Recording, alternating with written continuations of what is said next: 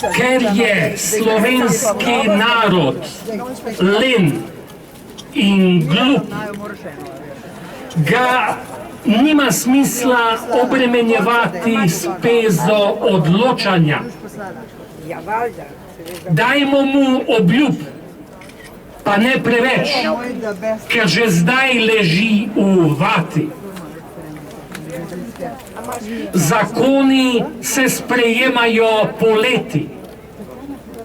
Dopustnike se zlahka da okrasti. V državnem zboru je lepo zdravljico peti, ker glupi narod nas časti in časti. Kantina državnega zbora ima izbran menu. Od župc in lososa kot predjedi, prek omlet in roast bifa do salatk in sadnih kup, pa kupco žlahtnega, žveplanega v kleti škofije. Cena javno RTV zapreti, privatno pa podpreti. Komunajzarskim pošastim naj pušča kri Slovenska tiskovna agentura. Kultura, to smo mi. Nas naj se časti in časti.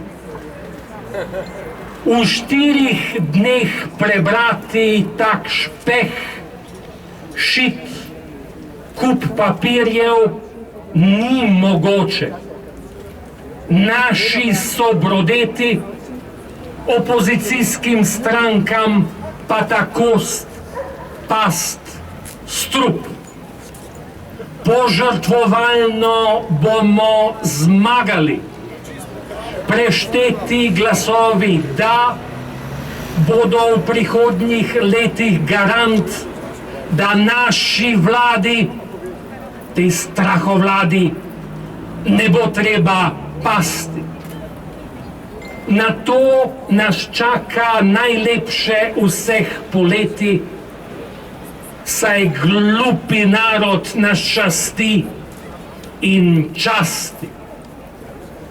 Jeseni spet, jeseni spet, jeseni spet garanje na banketih.